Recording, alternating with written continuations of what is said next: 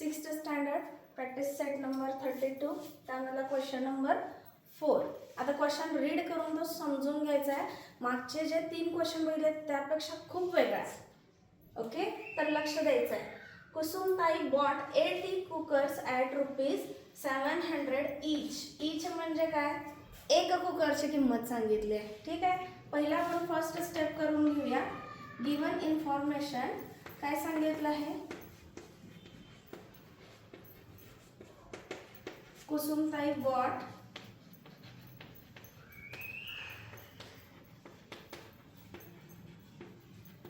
80 cookers. किती आणले total? 80. आपल्याला माहिती असलं पाहिजे ना की टोटल कुकर्स किती आहेत. ओके, आता काय सांगितलं, 1 कुकर 700 ला आहे, तर कॉस्ट प्राइस आपण काढून घेऊया. कॉस्ट प्राइस 1 कुकर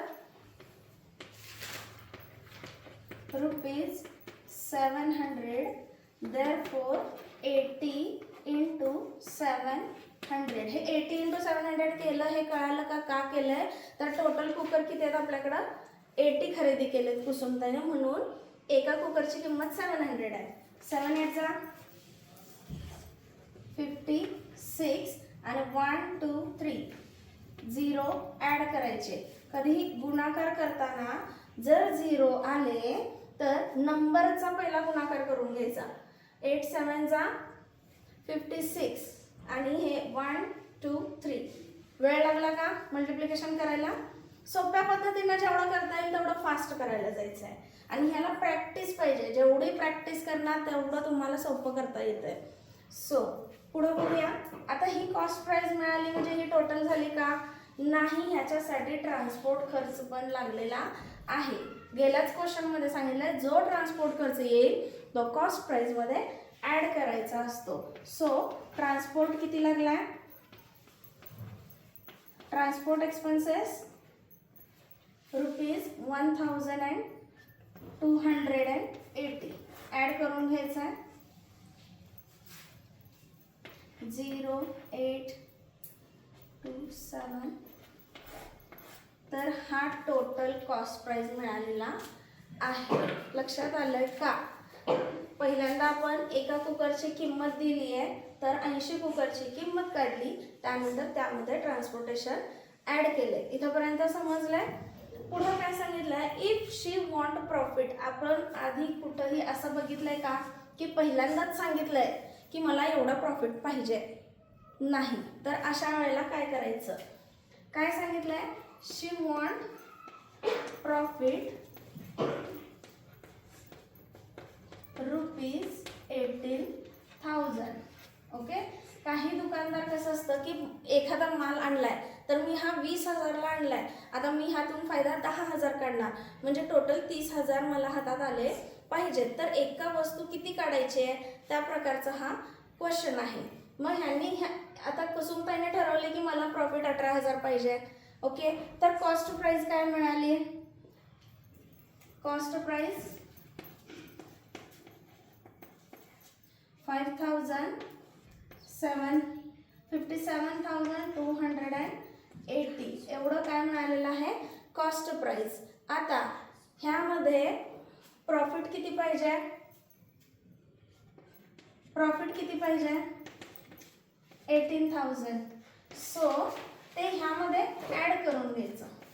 काय करायचं, 0 8 2 15 7,520 एवढी अमाऊंट सगळे कुकर विकल्यानंतर कुसुमताईला पाहिजे. आता तो कुकर, एक कुकर कितीला विकायचा आहे हे काढायचं आहे. ठीक आहे, सो आपल्याला सेलिंग प्राइस काढावी लागेल. काय काढावी लागेल, सेलिंग प्राइस. जी ही व्हॅल्यू मिळाली आहे ₹75,280, ह्याला जर आपण 80 ने डिवाइड केलं तर आपल्याला एका कुकरची प्राइस मिळेल जी की आपल्याला ती विकायची. ठीक आहे, लक्षात आलंय? थोडासा प्रश्न हा वेगळा आहे, मी पहिलाच सांगितलं होतं. इथंपर्यंत आपण बघितलं होतं कॉस्ट प्राइस कशी काढायची. पण त्यांनी आधीच ठरवले की कॉस्ट प्राइसमध्ये मला 18,000 प्रॉफिट हवा आहे. सो तो ॲड करून घ्यायचा ह्यामध्ये आणि त्यानंतर त्याला 80ने काय डिवाइड करायचं आहे, कारण टोटल कुकर किती आहे 80. ओके, तर 80ने आता डिवाइड रफ वर्क करून बघायचं आहे. बघा, ह्याचं थोडंसं सोपं करण्यासाठी हा 0 कॅन्सल करून घ्या आणि 8ने 7,528ला डिवाइड करून बघा.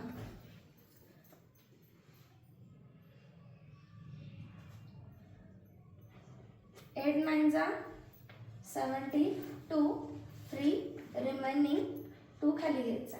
ओके, 8 4 जा 32, 0 हा 8 खाली घ्यायचा आहे. 8 1 जा 8 -0 म्हणजे एक कुकर 941ला आपल्याला सोल्ड केला पाहिजे. एका कुकरची किंमत सेलिंग करताना आपल्याला एवढ्या किमतीने विकला तर आपल्याला टोटल प्रॉफिट 18,000 होणार आहे. लक्षात आलंय का बघा. 1 कुकर सेलिंग प्राइस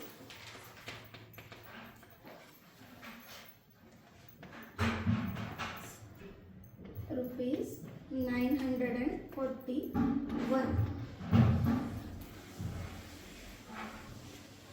चेक करायचं आहे क्वेश्चन पुन्हा आणि आन्सर पण बघायचं आहे की कसं काढले ते. आणि प्रॅक्टिस महत्त्वाची आहे. प्रॅक्टिस केल्याशिवाय कुठलीही गोष्ट जमत नाही.